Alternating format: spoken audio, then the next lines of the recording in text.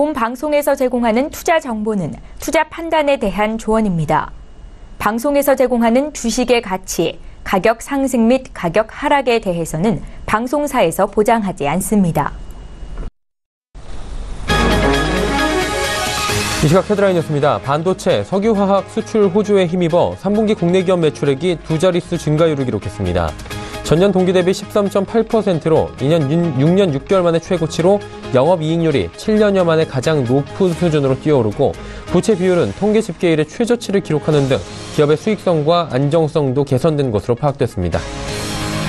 김상조 공정거래위원장이 대중소기업 간 불공정 거래에서 비롯되는 성과의 편향적 배분이 우리 경제 양극화를 심화시켰다고 밝혔습니다. 김 위원장은 오늘 초청 강연회에서 이같이 밝히며 앞으로 대중소기업 간 거래 조건 합리화를 위해 모든 역량을 집중하겠다고 밝혔습니다.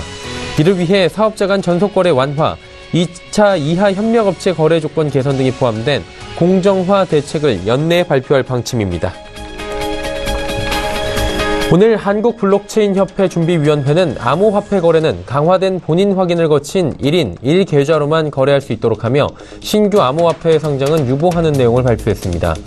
본인 확인이 강화된 가상계좌는 내년 1월 1일부터 도입되고 본인 명의의 1인 1계좌 거래만 가능합니다.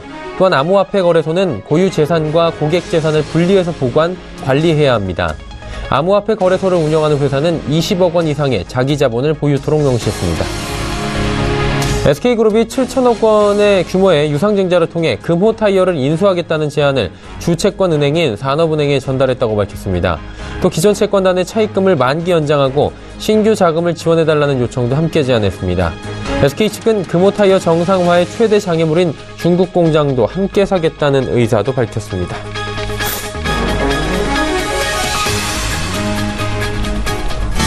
시청자 여러분 안녕하십니까. 오늘 저는 내일장 1부 출발하도록 하겠습니다. 한 주를 마무리하는 금요일장입니다. 어제 장 후반에, 장 막판에 동시호가 시간에 좀 놀라신 분들이 많이 계실 것 같은데요. 선물 옵션 동시만기를 좀 조용히 넘어가나 했는데 동시호가 시간에 프로그램 매도가 쏟아졌습니다.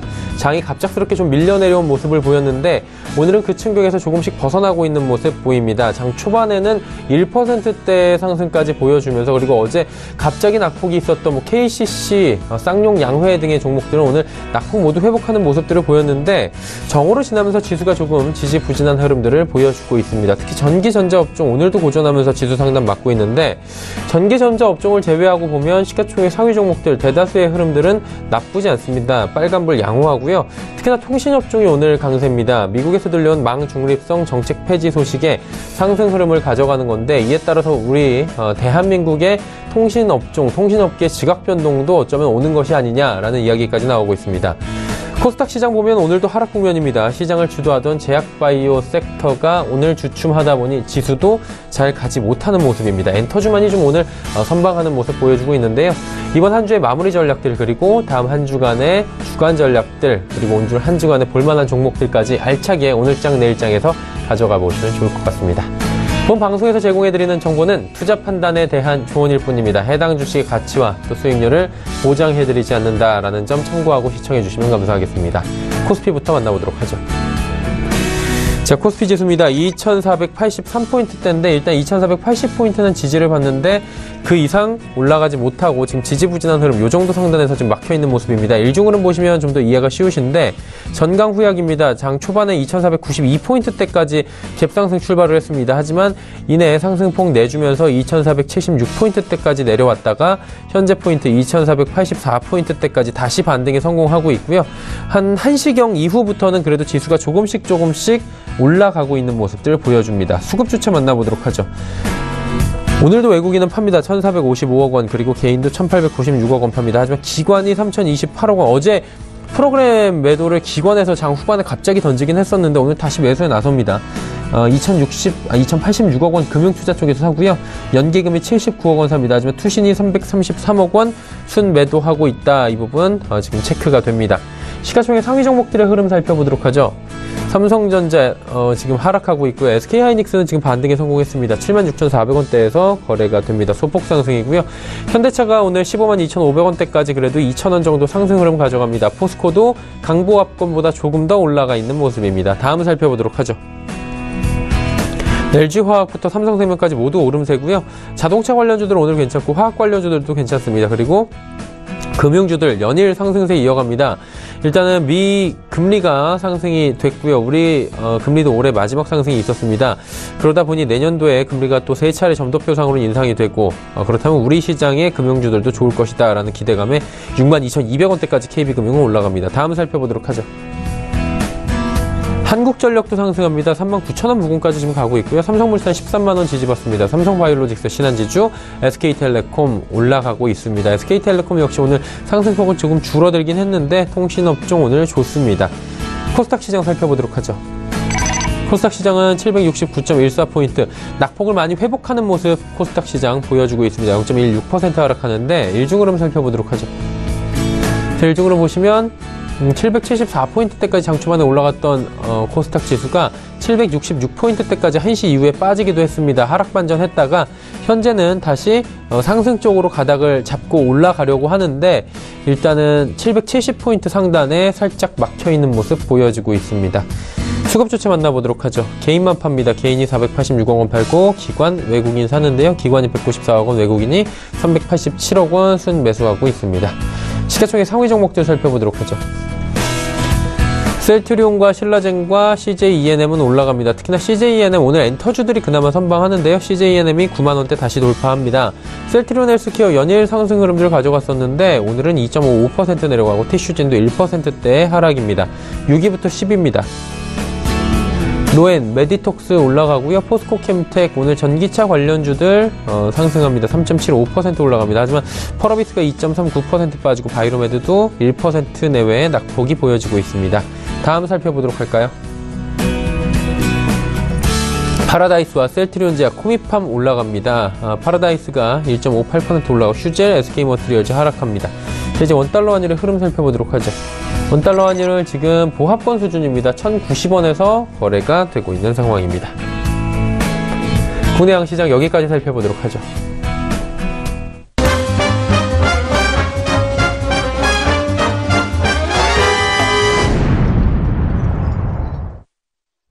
오늘장 이슈 살펴보도록 하겠습니다. NH투자증권 투자전략팀의 조현주 연구원입니다. 연구원님 안녕하세요. 네, 안녕하세요. 간밤 뉴욕 증시부터 좀 여쭤보도록 하겠습니다. 사실 성탄 이전에 세제 개혁안 통과시킨다. 트럼프 대통령이 계속해서 이야기했던 부분이고 언제 통과될지 참 많은 분들이 관심을 갖고 있는데 통과 지연 우려가 지금 부각이 되고 있습니다.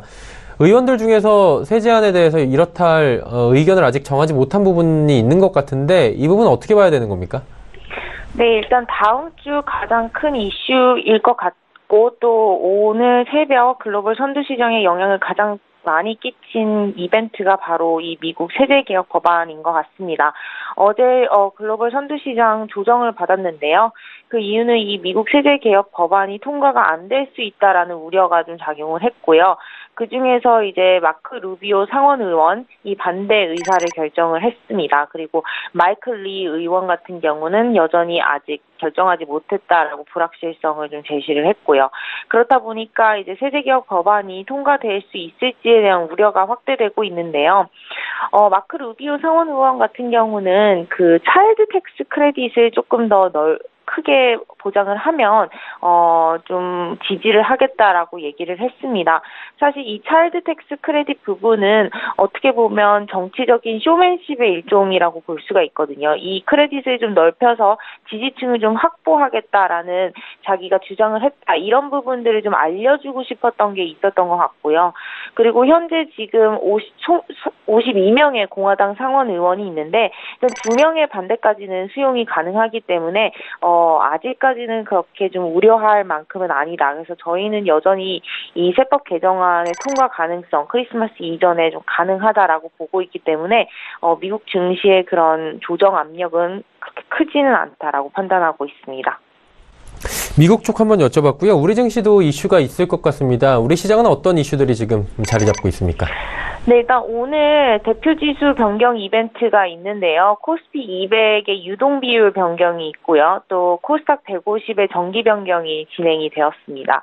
사실 이 정기 변경을 앞두고 수급 전략이 굉장히 유효할 수 있는데요. 사실 이 부분이 단기성이라는 점을 좀 염두를 해둔다면 시장 전체에 미치는 영향은 좀 오늘 제한적이었다라고 보고 있고요. 일단 코스피 200 내 유동비율 변경으로 수혜를 볼 수 있는 종목 같은 경우는 뭐 넷마블이나 롯데 하이마트 정도였는데 주가가 그렇게 긍정적이지는 않았고요. 일단 넷마블 같은 경우는 상장 때보다 유동비율이 한 30% 이상 상승한 상태이기 때문에 코스피 200 내에서 비중이 한 0.7%에서 1.4%로 거의 2배 이상 비중이 늘어난 거고요. 롯데 하이마트 같은 경우는 금호 타이어 편출이 가능할 거라고 보는데 그렇게 되면 편입될 수 있는 가장 유망한 종목이 바로 롯데 하이마트입니다. 그래서 이 두 종목들 같은 경우는 이 정기 변경에 따른 수혜 있을 수는 있을 것 같은데요. 좀 그렇게 크지는 않을 것 같고요. 일단 코스닥 150 정기 변경 같은 경우는 13종목이 이제 편입이 되었는데요. 오늘부터 이제 실행이 됐습니다. 근데 이 부분은 사실 11월 달에 발표했을 때부터 많이 시장에서는 기대감을 선반영한 부분이 있어서 오히려 어제라든가 오늘 좀 차익 실현 매물이 출회가 되는 것 같고요. 최근 코스닥 관심 높아지면서 이 코스닥 150에 대한 추종 자금이 좀 급등하고 있는 건 사실입니다. 그렇기 때문에 이 추종 자금이 들어옴에 있어서 수급 혜택을 좀 얻을 수는 있는데요. 저희는 이 셀트리온이 만약에 코스피로 이전 상장을 하게 되면 그 자리를 나머지 코스닥 150 구성 종목이 나눠 갖게 됩니다. 그렇게 되면 그 시총 비중이 증가할 수 있기 때문에 지금보다 훨씬 더 큰 규모의 수급 효과를 얻을 수 있기 때문에 지금보다는 오히려 내년 셀트리온 이전 상장 시 조금 더 혜택이 이어지지 않을까라고 좀 판단하고 있습니다. 자, 그렇다면 이번 주를 지나 다음 주 증시 흐름도 저희가 한번 예측을 해봐야 되는데 다음 주는 어떨까요? 네, 일단 다음 주 시장 같은 경우는 한국 주식시장 하반 경직성 여전히 높다라고 좀 말씀을 드리고 있습니다. 일단 다음 주 가장 큰 이벤트는 앞서 말씀드린 미국 세제개혁 법안이라고 좀 판단이 되고요. 법인세 인하라든가 최고소득세율 인하로 인해서 소비지표 좀 개선될 수 있을 거라고 보고 있습니다. 그래서 이 글로벌 대외 변수들이 좀 악재 요인으로 작용하기는 좀 힘들 것 같고요. 그렇게 된다면 한국 같은 경우에도 대외 변수에 인한 조정은 좀 없다고 좀 가정을 한다면 결국에는 국내적인 이슈를 좀 봐야 되는데 일단 2018년 다가올수록 1월 정책 효과에 대한 기대감은 더 커질 수 있다라고 좀 판단을 하고 있습니다. 그리고 이제 4분기 실적 시즌이 다가오기 때문에 4분기 실적 양호한 기업들에 대한 관심도 좀 높아질 수 있고요. 현재 한국 국내 4분기 기업 실적 같은 경우는 여전히 좀 견조한 상황이기 때문에 실적 시즌이 진입하게 되면서 오히려 코스피의 상승 압력이 좀 나타나지 않을까라고 보고 있습니다. 저희는 전략적으로 봤을 때는 계속해서 코스닥 그리고 중소형주 말씀을 드리고 있는데요. 특히 저희가 말씀을 많이 드렸던 게 중국 관련 소비주였습니다. 아무래도 이 중국 관련 소비주에 대한 차익 실현이 이번 주에 좀 많이 출회가 됐는데 그 이유가 한중 정상회담의 그 분위기가 그렇게 좋지 않았던 부분이 있었던 것 같습니다. 공동 성명문도 발표하지 않았고요. 사드 문제에 대한 양국의 의견차가 여전히 좁혀지지 않은 부분이 있기 때문에 이에 대한 우려가 좀 많이 있었던 것 같은데 저희가 판단했을 때 이쪽 분위기를 계속 저희가 팔로우업을 하고 있습니다. 근데 일단 내년 1, 2월에 시진핑 2기 정부의 인사 이동 시기가 있고요. 또 2월에는 양회, 지방정부 양회, 그리고 3월에는 전국 양회가 있기 때문에 관련해서 세부 정책들이 좀 구체화될 수 있는 시점입니다. 그렇기 때문에 어떻게 보면은 그 양국 간의 교류가 좀 재차 시작된 이 시점에서 지금 가장 최악의 시기는 좀 많이 벗어났다라고 보고 있고요. 오히려 이 중국 공공기관의 태도가 조금씩 바뀌고 있기 때문에 앞으로 한중 관계 개선의 가시적인 성과 내년에 나타날 수 있다라고 좀 판단을 하고 있습니다. 그렇게 되면 전략을 저희는 계속해서 중국 관련 소비주 조정 시 매수하는 전략 추천드리고 있고요. 이와 함께 정책 기대감을 좀 가질 수 있는 전략 같은 경우는 4차 산업혁명 관련주 그리고 평창 동계올림픽 수혜주들 이런 종목들 같은 경우는 좀 매수 전략 추천드리고 있습니다. 네, 알겠습니다. 중국 관련 이야기까지 나눠봤습니다. 감사합니다. 네, 감사합니다. NH투자증권 투자전략팀의 조현주 연구원이었고요. 이슈 칼럼 바로 이어집니다.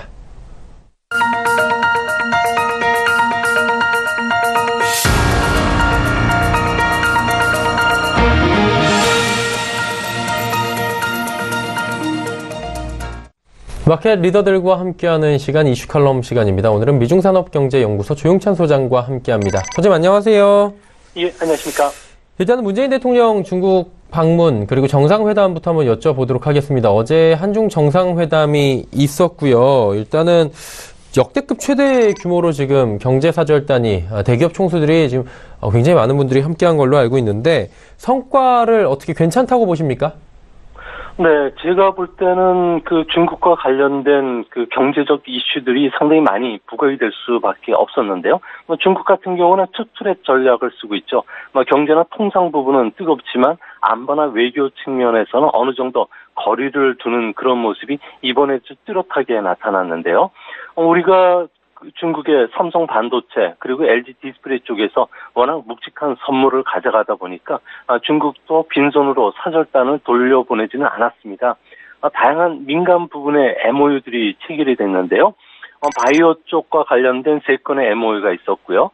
수소차와 관련된 신에너지 자동차는 2건, 로봇, 전자상거래, 에너지, 금융, 산업기술 쪽과 같은 다양한 신산업 분야의 MOU가 체결이 됐습니다.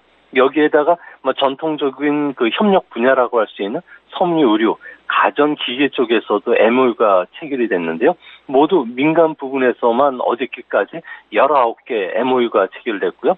지금도 또 협상이 진행 중에 있다고 합니다. 여기에 정부 간 체결된 MOU도 7건이나 됩니다. 이 때문에 시진핑 2기 정부에서는 한중 교류 복원에 적극적으로 나서겠다는 신호로 비춰지고 있는데요. 이런 분위기를 읽은 재계 같은 경우에는 포스트 사드에 대비한 전략을 짜느라고 지금 분주한 그런 모습입니다. 한국하고 중국하고 이번에 성과 중에 하나가 양국 간 고위급 기업인 대화를 정례화하는 채널이 만들어진다 이런 얘기가 있는데 당연히 생기면은 양국 간의 거래가 소통 창구가 생기고 여러 가지 성과가 나올 것 같습니다. 어떤 기업들이 참여하는지 궁금하고요. 일단 구성도 궁금하고 여기서 나오는 대화, 성과들까지도 어떻게 갈지 모든 게 궁금할 것 같습니다. 이거 어떻습니까? 네, 중국에서 가장 그 정경련에 버금갈 정도의 커다란 입김을 갖고 있는 데가 국제경제교류센터라는 데가 있습니다. 여기에는 국영기업뿐만 아니라 민간기업 300여 개가 지금 구성이 되고 있는데요. 2009년에 설립됐고요. 페트로차이나 시노펜, 국가개발은행, 건설은행, 동방항공과 같은 굵직굵직한 대기업들이 회원사로 등록되고 있습니다. 여기와 관련된 그 국제경제교류센터와 대한상공회의소가 고위급 기업인들에 대한 대화 구성을 이번에 체결을 했는데요. 이 때문에 앞으로 양국 대표들 같은 경우에는 1년에 한 번, 매해 2일 정도 양국의 교대로 가면서 우리나라 기업 그리고 중국 기업인 각각 10명, 전 정부 고위인사, 경제 전문가들이 모여서 앞으로 각국의 경제 정책도 논의하고요. 새로운 사업 이슈를 발굴할 것으로 보여집니다. 이뿐만 아니라 양국 정부에 건의할 내용도 이 통로로 전달이 되는데요. 이렇게 되면 유망 중국 진출 기업들 같은 경우는 투자에 도움도 받을 수가 있고요. 기술 교류뿐만 아니라 양국 비즈니스 협력에도 큰 뒷받침이 될 것으로 보여지기 때문에 대기업 쪽에서는 큰 수혜를 보지 않을까 생각이 듭니다. 네. 한중 FTA 후속 협상 개시에도 합의가 있다. 이 부분도 지금 전해지고 있습니다. 어쨌든 간에 지금 우리가 기대하는 건 경제 협력이 되고 그것들이 가시적인 성과로 나타나는 것들에 대해서 기대를 하기 때문에 이런 하나하나에 더 주목을 하는 것 같은데요. 어떻습니까? 경제 협력의 속도를 내고 우리가 좀 기대를 해봐도 되는 부분입니까? 네, 지금 다양한 분야에서 정부 간 협력 사업도 7개나 체결이 됐는데요. 아무래도 한중 FTA 후속 협상과 관련된 MOU가 가장 큰 주시장에 영향을 주지 않을까 보여집니다. 중국은 서비스 무역 시장 규모가 2020년에는 1조 달러가 되고요. 또 내수 소비 시장은 5천조 원에 달하는 거대 시장입니다.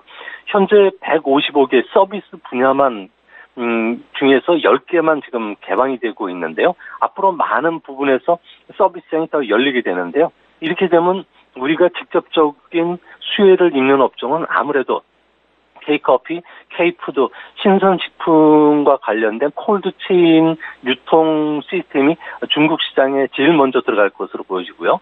그 다음에는 미용이나 가발, 두피 치료와 같은 K-뷰티 산업들도 본격적으로 진출할 것으로 보여집니다. 이뿐만 아니라 웰빙, 친환경, 의료, 문화 콘텐츠 같은 쪽에서 한국 기업들은 중국 틈새 시장을 빨리 장악할 것으로 보여지고요. 이 외에도 평창 올림픽과 베이징 동계 올림픽의 상호 교류와 관련된 MOU, 그리고 미세먼지 대응과 관련된 환경 협력, 또 에너지 협력과 관련된 MOU가 체결이 됐기 때문에 이 부분이 이제 구체적인 사업 계획으로 전개됐을 경우에는 관련 주가에도 큰 폭으로 상승하지 않을까 보여지고요. 이런 교류에도 불구하고 주시장이 다음에 관심을 갖고 있는 시 주석의 평창 올림픽 참가 여부는 아마 2달이 채 남지 않는 상태에서 국빈 방문이 결정이 돼야 되는데요. 주요 의제 조율도 벌써 진행이 돼야 되는데 아직 중국 관계자 방문이 없고 또 분위기를 띄우기 위해서 반쪽 금한령도 해제되지 않았기 때문에 참가가 조금 어렵지 않나 이렇게 보여집니다. 평창 쪽 많이 기대하고 계신 분들이 지금 많은데 그 부분이 좀 해결이 되면 좋을 것 같고요. 내수 쪽 한번 여쭤보겠습니다. 사실 중국 내수 시장 잡기만 하면 엄청난 시장인데 문제는 중국 내수 시장이 중국 기업들 자체로도 지금 굉장히 포화 상태다라는 얘기들이 있더라고요. 우리 기업들이 다시 들어가서 두각을 나타낼 만한 그런 분야가 있을까요? 네, 중국의 주요 대형 수출 기업들도 중국 내수 시장에 들어갔을 경우에는 거의 성공을 하지 못할 정도로 상당히 좀 어려운 시장이라고 합니다. 이 때문에 서비스 시장이 열려도 우리나라의 경쟁력을 갖춘 극소수 기업만이 뿌리를 내릴 것으로 보여지고요. 또 중국 소비 시장은 경쟁이 워낙 치열합니다. 경영의 세련도 면에서는 한국 기업보다 앞서 있고요. 보다 중요한 것은 데이터 수집 과정에서 다른 나라의 접근을 배제하기 때문에 4차 산업혁명과 연계된 중국의 산업 수요가 일어나더라도 즉각 반응을 할 수 없기 때문에 중국 시장에서는 어차피 뒤처질 수밖에 없습니다.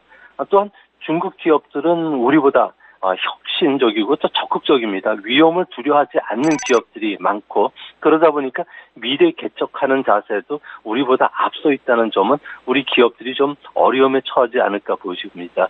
또 한 가지는 아무래도 한국 기업들이 경쟁력을 갖추기 위해서는 현재 낮은 수준의 시장 개방인 분쟁 해결 조항을 실국대로 바꿔야 되는데 이 부분에 대해서 중국이 여전히 난색을 표명하고 있고요.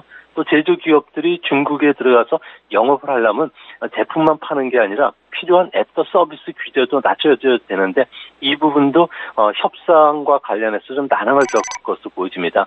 이뿐만 아니라 투자자 국가 분쟁 해결 제도가 없으면 사드와 같이 또 한 번 당할 수가 있기 때문에 앞으로 지금처럼 관광이나 문화 콘텐츠, 유통 쪽의 서비스 분야의 사드 보복을 막는 제도적인 장치도 마련돼야지 우리나라 주시장에도 큰 주가 반등이 있지 않을까 보여집니다.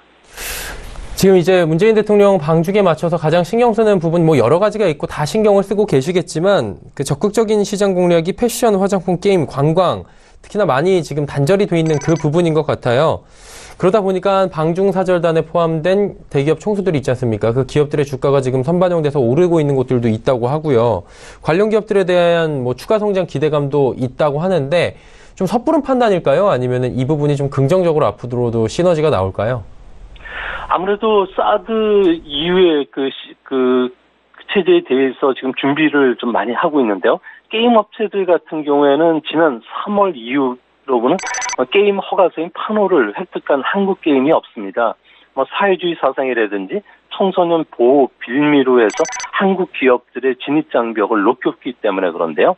아마 이번 정상회담 뒤로는 판호라든지 게임 업계의 지적재산권 문제가 어느 정도 해소가 될 가능성이 있기 때문에 일부 기업이라도 중국 시장에 바로 들어가지 않을까 보여집니다. 또 한 가지는 패션과 화장품 업계 같은 경우에는 우리 기업들의 경쟁력이 워낙 강한 부분인데요. 중국 젊은이들의 취향을 맞춘 라이브 상거래라든지 해외 직구를 연결한 마케팅 전략을 지금부터 좀 쓰고 있습니다. 이 때문에 이런 도전 그리고 또 성취하는 기업들이 많아질 가능성이 높은데요. 이 때문에 이 부분에서 고성장하는 기업들도 앞으로 많이 출연되지 않을까 보여집니다. 또한 내년 평창 올림픽을 전후해서는 아무래도 단상 관광객과 관련된 단체 비자들도 중국이 많이 허가를 해줄 가능성이 높은데요. 이 때문에 사드 이전에 우리나라에 들어왔던 월 유호커들 같은 경우에는 80만 명 정도인데 이 수준까지도 좀 내년도에는 좀 올리지 않을까 조심스럽게 전망해 봅니다. 근데 이제 공동성명서 발표가 없고요. 기자회견도 공동으로 하지 않고 뭐 양국이 입장차가 분명한 것 같다. 그리고 여러 가지 성과에 대해서 지금 가시적으로 여러 가지 발표가 좀 적다라는 지적들도 분명히 있는 부분입니다. 그리고 보면 롯데 부분에 대해서는 아직까지 보복이 있고요. 전기차 배터리 부분도 한국산 아직까지 쓰지 않겠다라는 부분도 강경한 것 같습니다. 뒤끝 장렬이라고 하는데 이런 걸 이게 해결이 가능하겠습니까? 이 부분도? 아무래도 이 부분과 관련해서는 그 중국 정부 입장에서는 뭐 사드 문제와 관련된 산불 인한 정책 그리고 쌍중단과 관련된 그 부분들이 없기 때문에 당분간 좀 어느 정도 냉각 국면을 좀 가져야 되지 않을까 보여지는데요. 롯데마트 같은 경우에는 태국 그 최대 유통기업인 CP그룹에 일괄 매각하기로 했는데 뭐 최종 승인 단계에서 중국 정부가 매각을 승인하지 않고 있고요. 또 면담도 거부하는 표적 제재를 계속하고 있습니다. 더 문제는 지난 8월에 긴급 수혈한 2차 자금마저도 내년 1월이면 모두 소진되기 때문에 우리 정부 입장에서도 적극적인 중국 측의 그 정책 전환을 요구하고 있는데 여전히 요지부동이라고 합니다. 이 때문에 단기간에 롯데에 대한 금한령은 완전 해결되기는 어렵지 않을까 이렇게 보여집니다. 자, 이거 하나만 좀 미리 여쭤보고 싶은데 일단 오늘은 리커탄 총리 면담이 예정이 돼 있는 상황입니다. 리커탄 총리하고는 뭐 경제 활성화 방안이 논의가 된다고 하는데 이 질문 드리기 전에 하나만 좀 드려보고 싶은 게 어제 기자 폭행 사건이 있었습니다. 이 부분으로 지금 양국 간에 좀 분위기가 험악해질 수도 있다라는 측면까지 제기가 되고 있고 중국 공안도 이례적으로 지금 수사를 하고 있다라고 밝혔는데 이 부분이 지금 잘 되고 있는 이런 경제 협력 부분에 좀 재를 뿌리는 건 아닌가라는 생각도 드는데 뭐 깊게 생각할 필요가 없는 부분일까요? 아니면 좀 생각해 볼 부분이 있는 사건입니까? 네, 외교라는 게 타협의 예술이라고도 하는데요. 국가를 방문한 국가 원수에 대해서 외교적 결례를 범했고요. 또 대통령과 함께 온 수행 기자를 집단 폭행한 것은 아무래도 한국 경시 태도를 보여주는 거 아닌가 보여집니다. 시진핑 2기에서는 미소 외교 그리고 윈윈 외교로 전환하겠다고 여러 번 밝혀왔는데요. 여전히 말뿐이고 여전히 교만하고 자기 중심적이고 뒤끝 외교를 벗어나지는 못하는 이런 모습입니다. 사건의 좀 파장이 커지면서 중국 정부도 상당히 놀랐는데요. 중국 외신 기자 클럽에서도 진상 규명을 요구했고요. 해외 언론들도 지금 아주 비중 있게 지금 다루고 있습니다.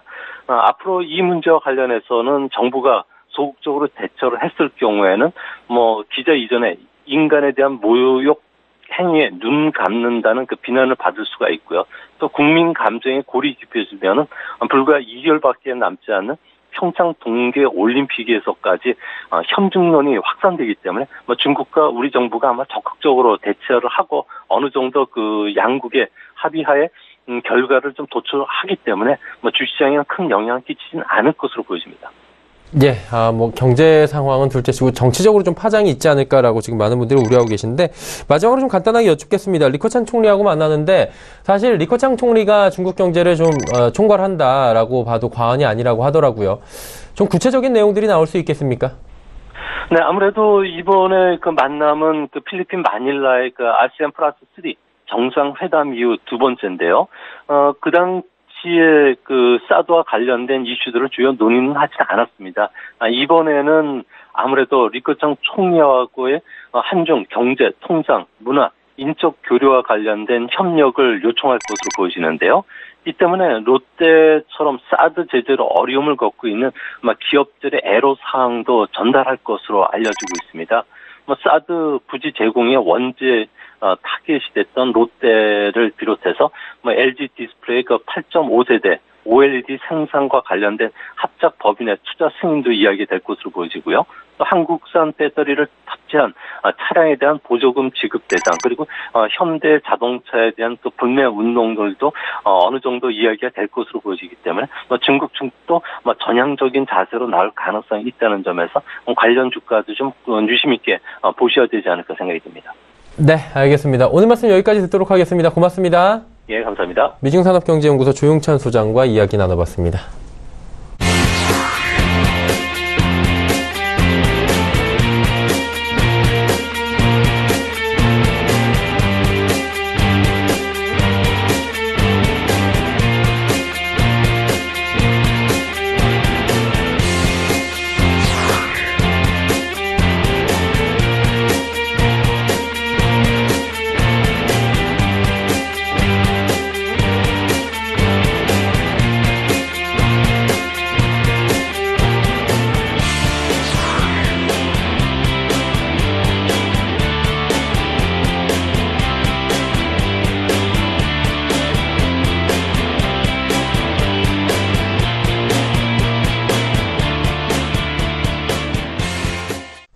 오늘 시간의 일정 1부 함께 하셨습니다. 잠시 뒤 2부 예고해드립니다. 오늘도 라이브 매매타임 시간이 준비가 되어 있고요. 여러분의 종목 상담도 활짝 열려 있습니다. 하단의 번호입니다. 100원의 정보 이용료가 부과되는 샵 0082번을 통해서 보내주시면 되고요. 두 분의 전문가와 돌아오도록 하겠습니다. 3시 45분 증권트레이딩센터 최명성 소장, DB금융투자버머지점의 이영환 차장과 함께 하겠습니다. 2부에서 뵙겠습니다.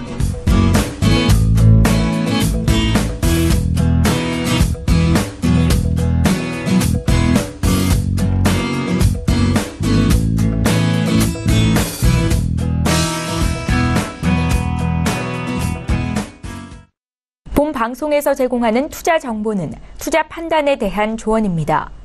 방송에서 제공하는 주식의 가치, 가격 상승 및 가격 하락에 대해서는 방송사에서 보장하지 않습니다.